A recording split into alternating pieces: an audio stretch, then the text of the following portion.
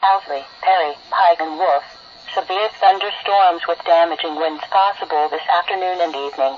At midday, a cold front was moving southeast through Indiana and southern Illinois.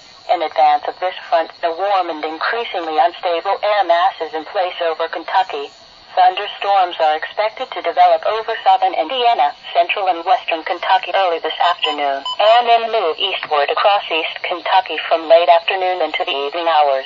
There remains an enhanced potential for severe thunderstorms during the late afternoon and evening, with damaging winds being the primary threat. The strongest storms could also produce large hail. The threat for damaging winds and hail will come to an end by late evening. Locally, heavy rainfall and frequent cloud-to-ground lightning will accompany any thunderstorm through tonight as well. Isolated flash flooding will be possible for any locations that receive multiple rounds of thunderstorms. This threat will be greatest over the upper Cumberland region. The potential still exists for a widespread severe weather event this afternoon and evening. Residents should stay updated on this developing weather situation.